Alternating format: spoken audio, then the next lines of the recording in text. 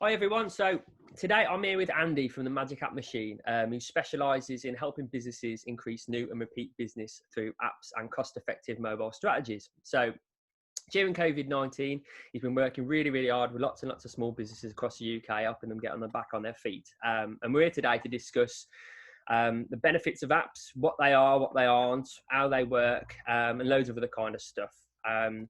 So over to you then, Andy. So the first question is, why should a business consider an app? Why should they consider an app? Right, okay. Lots of reasons, The main reason I get to talk to people at the moment is the exposure that it gets for their business. 70%, if not more now. We're waiting for the figures to come out, which have been delayed with COVID, but we're looking at about 70% of online searches are done on mobile phones. So well and truly overtaking PCs, laptops and the rest. It's where everybody is. We all know, you look around, everybody's always on their phone. Phones are becoming more powerful. 5G is giving more speed and coverage. Phones are getting bigger because people are on the Samsung and the Huawei and the likes are making phones bigger so people can use them better. It's where businesses need to be. If you look at the corporate world, the likes of McDonald's, Barclays, everybody, you now hear an advert on commercial radio. It is download our app. It's not visit our website. It's not give us a call. It's download our app. So that's one of the main reasons I'd certainly consider for a lot of people is their exposure and creating another channel for people to get hold of them. Yeah, it's just super important. And you're totally right, man. Everyone's going mobile nowadays. You see that with website builds. You've almost got to design them for mobile first, and then Yes, like that. So, I mean, a question that I hear a lot, especially with businesses who aren't particularly tech savvy. I work with a lot of guys who aren't necessarily tech savvy. They kind of struggle to wrap their head around what actually are apps. So in your words, like, because you described something to me a couple of weeks and months ago when we were last having a chat, you said almost like an app's like a website now that just sits on your phone, and I think that's a really interesting way of talking about it. But what is an app for businesses who don't particularly know what they are really? good question. It is literally, from my perspective, to create a simple understanding for a business. It is a one-touch access to your business on somebody's phone. We all know, everybody's so used to the icons on phones, be it WhatsApp, Facebook, Instagram, Twitter. You touch it and it opens up on your phone. That's exactly what an app does. There's no jiggery pokery, there's no technical wizardry. You touch a button and you're there. You're effectively your icon on that phone in their pocket. So they've got instant access. They don't have to Google, they don't have to search. Research shows, the more obstacles in the way of doing a search, the less people are to look for you. So if you make it easier for people, they're more likely to look at you. So having a touch of a button, boom. People are using apps without even realising, the average, I think it's getting up for about 3.5 hours now, the average use of a phone on a daily basis, and pretty much 3 hours of that is in apps. The rest is messing about on maybe the web search and different things because they haven't got an app, but majority of stuff is via apps. So yeah, and again, it's funny enough to just say about websites are trying to make themselves more mobile friendly, the responsive, but they'll never be an app. They'll never be as intuitive. They'll never be as engaging. There's a two-way street and things. So it's with your push notifications and the way that it can collect data because it's on your phone, the GPS elements to it as well, which I'm sure we'll cover. But yeah, it's literally one touch and you're in. You've got the phone number, you've got an email address, you've got directions, you've got access to promotions, all at the touch of a button. And that, that's everybody wants ease and convenience these days, and that's what apps provide. Yeah, I suppose it's just user experience really, isn't it? And making it easier for folks. Especially nowadays, where, as I say, I mean, obviously we're recording this, still in the middle of the pandemic, really, aren't we? So, everyone at the minute, they're realising that digital, it's the way forward because, you can't do much stuff in person anymore and it's all becoming harder to do anything. So, the quicker and easier that businesses can make it to, to get in touch with their customers, for the customers to interact with them, the better it is for everyone, isn't it? So, yeah, awesome. Everybody's talking about it. Everybody's busy. You know, everybody's busy. And even into the just little bits of research on apps, the more steps that you put into downloading an app, the less likely somebody is going to download that app. You know, there's the argument versus PWAs, which is instant access, versus putting it on the stores, which means you've got to go to Apple, you've got to install it, you've got to initialize it, you've got to download it, which people do because it's the App Store and Google. But it can be like, oh, I'll do that later. Even you're talking seconds, and it's like, oh, I'll go. You know, impressions on Twitter and Instagram are like 5 to 7 seconds on Facebook before someone's looked at the next thing, which would come on an app. People spend a minute. The average time is a minute in an app, so you've got someone's attention for a minute, which is a long time in this day and age. It's a lot higher engagement rate in it, you know. Yeah. So what are the main ways that businesses can use apps then? I mean, you spoke a little bit about the functionality which we'll go on to in a little bit, but, you know, from a business point of view, you know, what practical, you know, what's an app going to bring to the table for them? What's it going to allow them to do, you know? I mean, with my apps, they're not industry specific, so we can design apps around industries. So obviously you've got the hospitality, which lends itself because of certainly the COVID situation, but the access to menus, the access to ordering, to provide choices. But then you're going into the realms of the loyalty, which is massive, because everybody wants to provide their clients loyalty. You know, going from the fishmonger to the butcher that I've got, to the pub, to the club, to the restaurant. Loyalty is massive. Your coffee shops, you know, pretty much. And it's such an important factor, the loyalty element of you know, the 80-20 rule is 80% of your business comes from 20% of your customer base. If you can keep them loyal, if you can retain them with loyalty rewards, you know, so every time they come to you, you give them something a little bit back, and then it'll be a half price burger or a free coffee or a half price haircut or whatever later on down the line. It just makes so much difference to a business. So we can apply that across the board. So the app itself, I mean, it will collect data in the background. We can put, when people, be incentives to download it, you know. So I've got an artist, she's going live very soon, and what she's doing is you download her app and it gives you a 10% discount code on her pictures, you know, which £500 picture, 50 quid it makes a difference. People in the old days, when everything was online, it would always be sign in to get the best deals. That's just a data capture. It works the same way as apps. You sign in, and we've got GDPR compliance, I might add, because you give permission for it. But that data of people who have downloaded your app, when they've downloaded it, when they've viewed it, etc., sits in the back of the app. So it could work for anybody really, because we're collecting that data to be used at a later date via email, via, you know, future push notifications, sending out push notifications for engagement. I'm sure you've got the Rustic app. Leo uses it fantastically. He'll send a push notification to say ordering's on. So everybody go, oh, we can order tonight now. Ping, let's do an order. And then it's like, or he'll send it, which he's really good at. He'll send one and say, only a few more burgers left. And everyone go, quick, we better be quick. Now, whether he's only got a few more burgers left, but it's marketing, isn't it? And with Leo, I should imagine it is, because he always then goes, but we've got plenty of pizza. But he works it fantastically. Leo works it fantastically, and it's been an absolute dream. He has, customer of mine, and the app's been a dream for him as well. You know, it's okay. It's food. We've took him down the food ordering route and different things, but he wasn't going to be food ordering. He was going to be the restaurant. We had to adapt to that with COVID, but we've got the butcheress, you know, the fishmonger, all these people. You go in, you make a purchase, you scan it, and that sits on your phone. Loyalty cards get lost, they get washed, they get forgotten. People have always got their phone, you know, so that makes a massive difference. The loyalty could be across the board. I've got a plant hire company who hired diggers and dumper trucks. They've got one. It gives them access for their customers to access them easy, because they're out in the field most of the time. So they ping the app and go, have you got this digger? Ping, off it goes. And then they can they're working on a loyalty program to keep these people asking them, for their diggers. Yeah.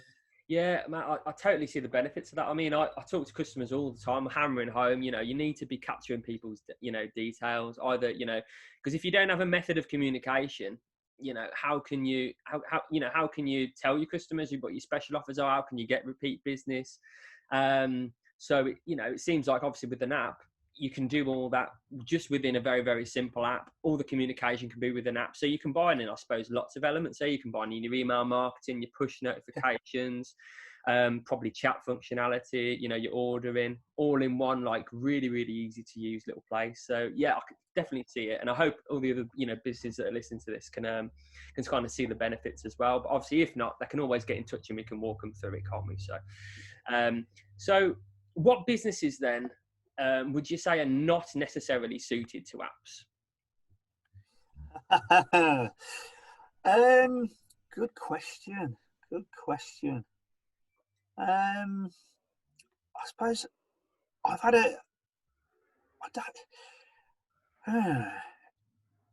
there's not really, I'm going to say, people, it's more about the thought process of the business owner. I can explain to them what the app's going to do, how it's going to do it, and there'll be some people will just go, I just don't see how that's going to work for us. And you go in, and you get to the point where, okay, you're almost forcing the issue, and you think, fair enough, it's not for you. I've got a landscape gardener now. You wouldn't necessarily say it would work for a landscape gardener. Now, admittedly, he's not had thousands and thousands of downloads like the butcheress or the chip shops, and neither is the fishmonger. But what they have got is enough customers to make a difference to their turnover, because it's relative to what they do. The fishmonger has got 3 stores, so his loyalty works around there. He's got 250 customers, but that's enough for a fishmonger based in Pershore. He's happy with that.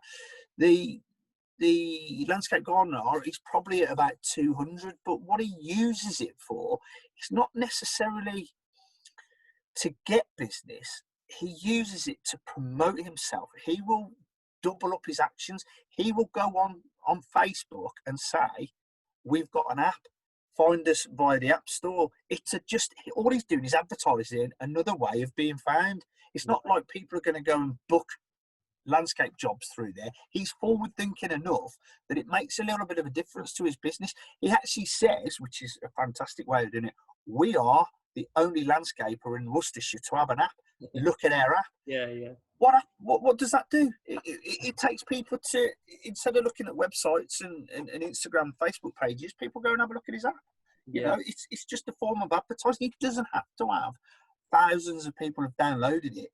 They've looked at it. There's pictures of project work in there. They go in, have a look, and go, and it helps make a decision or an informed decision, or maybe there's call to action buttons in there that they can ask him a question.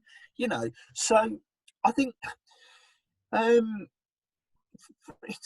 my perspective, because I'd like everybody in the world to have an app, it's difficult to answer that question. There was always a way we could make an app work for somebody. It's so feature rich that there's an element. I've got what do we do? A mortgage advisor. Now, why would a mortgage advisor? We used it in conjunction with his with marketing, because we put a QR code in his marketing. So if people looked at his marketing, they wanted more information, they could scan the QR code, and then they've got his information on their phone and the call to action buttons. But then, because he's I don't want to say old-fashioned, but he's using older methods of magazine and hard copy advertising.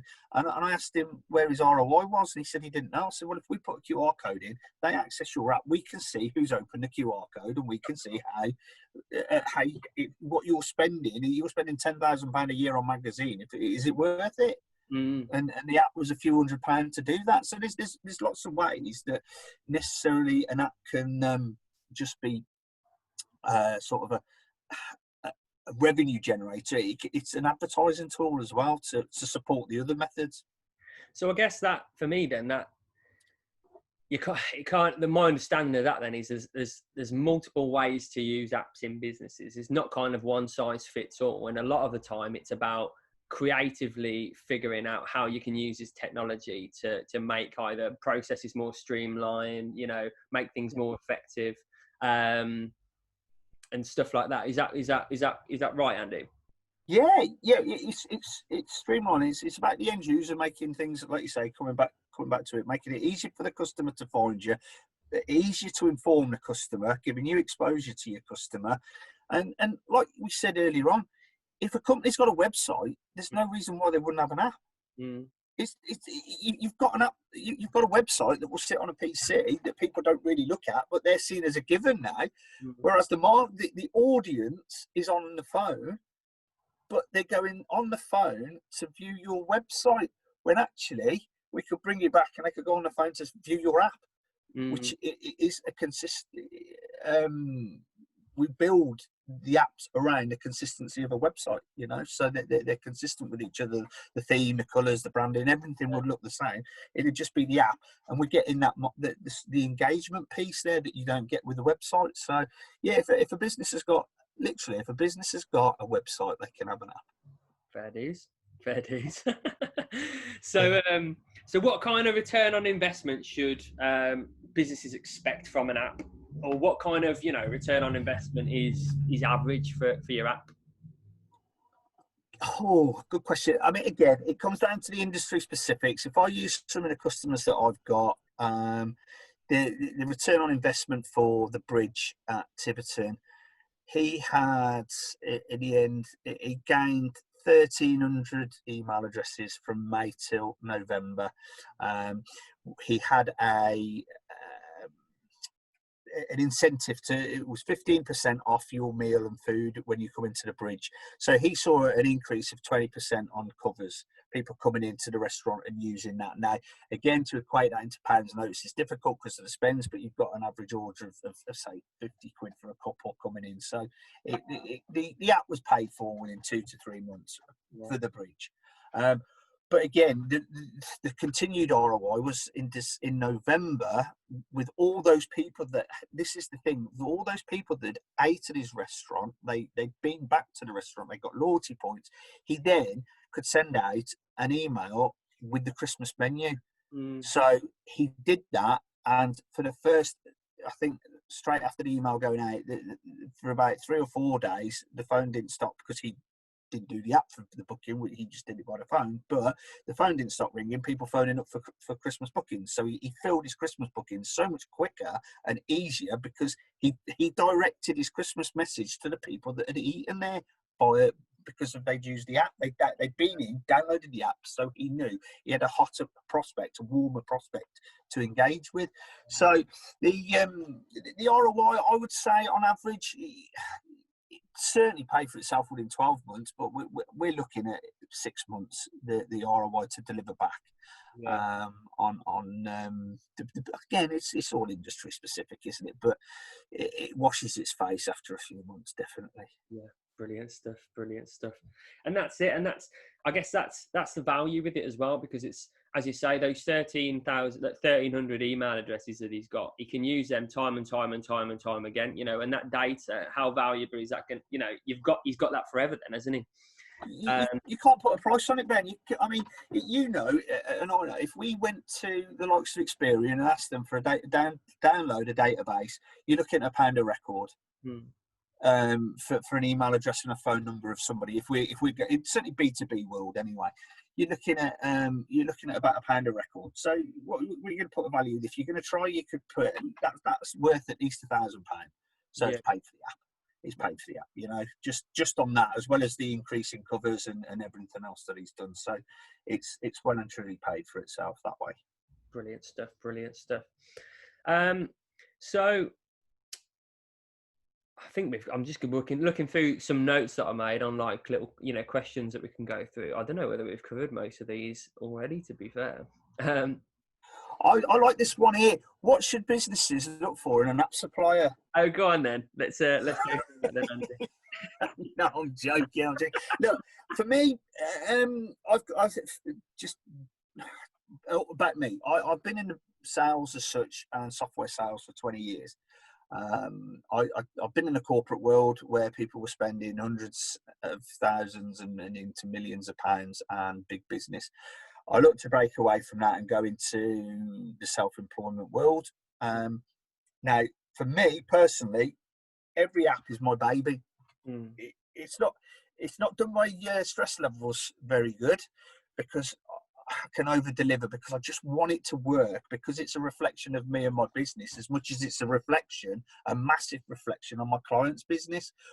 I want to make it work for them, and of course off the back of that comes organic growth for me, which is where at least half of my apps have come from over the last 6 months, have been organic growth off the back of referrals and everything else from the work that I've done with previous clients.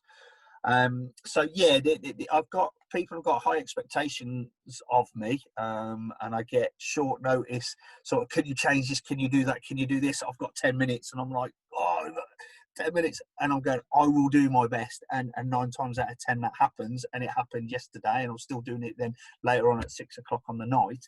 I'm doing push notifications for clients at 9 o'clock on a Saturday or 8 o'clock on a Sunday, but yeah, if that's me, I've been around for a couple of years. It's not just about, I'm not, again, I'm software sales, so I'm not technical. So when people think there's a lot of sort of technical wizardry and knowledge about an app, there isn't. I can build one with practice now. I've got the understanding. It's about what you don't have to know. If you look at the time, it tells you it's 10 o'clock, right? If you look at an app, it tells you about your business. With the watch, you don't have to take the watch off and look at the insides just to tell the time. The same as you don't need to know what an app does, how it works, in order for it to work for you. This is the thing. Let's keep it simple. I'm from a sales background. I know how to help businesses as well. The referrals say that because I'll sit down and say, right, where have you got bottlenecks? Where have you got problems? What do you want to? What are you looking to improve in your business? And that's where we apply the app and the features. There's some of the features people might not want because they're doing fine there. Let's look at another way. It's how to. It's not about the technical side of things. It's about how the app is going to help the business, really. So, and that's where I come in. That's where I like to think that it's more about helping a business than it is putting an app together. Yeah. So yeah, that's a bit about me and the way I do things. That's why I'm trying to check. See, look, that's great. That is from going self-employed. Welcome to my world, mate. I think I've been working for myself now for like 6 years. It's all right. I'm really 15. You do this with your paper round as well. That's it. Yeah. Just part time. Yeah.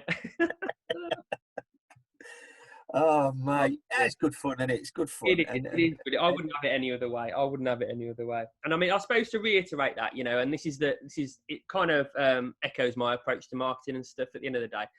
There's so many people that focus on tactics and all this kind of stuff, and at the end of the day, whether you're on about an app, a website, a campaign, social media, it ain't about the tactic. At the end of the day, it's about the end user, isn't it? It's about the customer. And as long as you keep the customer in mind, everyone, that's where people are happy, aren't they? And that's been my ethos with marketing campaigns, and I feel that that's obviously the same with you with your apps. And that's super important, isn't it? At the end of the day, we're here to serve customers, and connect the dots between people, and help businesses make money, help businesses help their customers, aren't they? So yeah, it's funny you say that as well. Like campaigns, it's at the end of it's trying to get people to understand that we're building an app for their customer, not for them. That's it. You're building a campaign for the customer to understand, not for them to understand. It's like, let us do that bit. It's for the end users. Yeah. It's let's put the features in that your customers are going to use, not what you think would work. For example, the pub, he wanted a massive about us page, and said, we'll do it, but There's no need. There's no need. People are coming here. They see the pub, and I know you've painted it, and you're very proud of that. And then I sit front. But a month in, we looked at the viewing figures, and like 90% of people visited the menu. No, so it's the loyalty. Then they visited the menu because then they could see where they could spend the loyalty. And then it just slowly went down from social media to about 3 people had looked at the About Us. You know, it just, but we can see, we sat down and went, well, he went, fair enough, let's take it off. It's not even worth being on there. Let's concentrate the people to go to the bits that matter. And that's how it works. Isn't that just a wicked hidden benefit? I mean, how else is a business going to, obviously you can do the like similar things with websites and analytics, and all businesses should have that tracking facilities anyway. And if they haven't, get in touch with me because I'll sort you out. You know, how many businesses have that capability, being able to track the customer journey? You know, because having that data in front of you and knowing, like, you know, you really understand what's important to your customers, don't you? And then that allows you to kind of optimize, you know, and make things more effective. And that's where the investment comes in. That's what you invest in, isn't it? You know, the intelligence of understanding your customers' needs, wants, as much as anything else. Yeah, I mean, we can't, as much as we want, we can't predict the future. We can have a good guess at what's going to happen in the future until this year, but we can, if you see, there's going to be trends and seasonal trends, of course, and different things. The weather has impacts, and end of the month when people get paid, there's different trends. But you can, it has to be an exact science, but this gives you the information to look at and go, you know, marginal gains. If we changed, you know, if we didn't do special offers through the week and we did them at weekends, we might make more money. Or if we didn't do special offers at all, we might make more money. You know, or we did special offers on a Monday and Tuesday, we might make more. But this is what it gives you. You can see who's taking the offers up, who aren't taking the offers up, and so on and things like that. It gives you that little bit of predictability for your business, to safeguard your business moving forwards as well. So you can see, it gives you like a view of the trends of your business, not the industry, of your business. And there's, like you said, there's ways and means, but this is a very simple and easy way of doing it that then you can use for marketing the data moving forwards as well. And it's something that the app, like I say, perfect example, we had the About Us, but we just took it off. You know, it was one less feature on the app for people to look at. We could send them to other features. Then we shrunk the features down. He had like about 15 features, and I'm going, if you want 15 features, but you probably need about 6. Yeah. The most important ones, like book a table, you know, the menu, your discounts, and your loyalty, and that's what's going to be key for you as regards to delivering a quicker ROI. That's it. And I think you covered something really, really important then. It's about, you know, at the moment, especially, there's so much uncertainty everywhere, you know, in knowing what's coming up next. You know, I've been running a survey the last couple of months just to kind of get an idea of how kind of people in my network are responding and what their attitudes and goals are. And one of the things that keeps coming up is I just don't know. I'm just uncertain, have no idea where this is going to be playing out. And as you say, to be able to give some more predictability to businesses, which it's there, all you need to do is be able to track and measure it. And obviously, you know, through an app, it's super, super easy to be able to do that. You know, it's worth peace of mind. You know, to be able to just see, well, so-and-so responded to this offer. And I suppose you can get really granular with that apps as well. You can see it based on locations or, as I say, times of day visited, even types, you know, different kinds of demographics. So, you know, imagine being able to figure out that it goes back to the 80-20 rule, isn't it? You can look at the data and figure out who your 20% of, you know, the most valuable customers are, and what what it is that they're responding to. How can you get more of those people? You know, and without having that data, there's no way your businesses can make those decisions, you know. And, you know, if you know, with all the data you can capture in those apps, obviously fully GDPR compliant, obviously, you know, it makes sense. It makes total sense to be able to have that opportunity to really see what's going on in your business. And and you make some really strategic decisions from there. That's the key: strategic decisions, not guesswork. Yeah. Or going, well, we've already done it. We've always done it like this. That's the most frightening thing to hear in business at the moment. Well, we've already done it like this, but okay. So did Woolworths, and the rest of them. And look, there's been Blockbusters. There's been some massive businesses disappear because they always did it like that. Now, not only we've got to be forward thinking these days, but changes are afoot so much quicker. With technology, with industry, it's all right for us to set it with the websites and apps and things. But look at how phones have changed in the last 5 years. Look at how TVs have changed. Look at the stuff around us, how it's changed. Cars have changed. Things change so much more quickly, and so does the buying persona of people. So it's just about being not almost being predictable or being able to predict it, but just being aware of what's happening current day to day as well, so that you can, instead of looking back and going, well, last summer we did X, Y, and Z, it's like, and have some expectations on that. You look at all the impacts that can happen between last summer and this summer. Take COVID out of it. You've got the weather is such a massive impact, that could affect it, and different things, and just could make a difference altogether. But if you can put some contingencies and different things in place, and just those marginal gains, that if you're going to do, I don't know, £1,000 a week, if you can take that £1,000 a week to £1,100 a week just by some marginal changes that an app or something can bring you, then you're in front. And again, the ROI is there for the app. That's it. Yeah. Well, I think that's a good place of any to finish it. Anyway, thank you ever so much for your time, Andy. Is there anything else thank you want to, anything that's come up that you want to say? No, mate. I really appreciate you doing this, and you know me.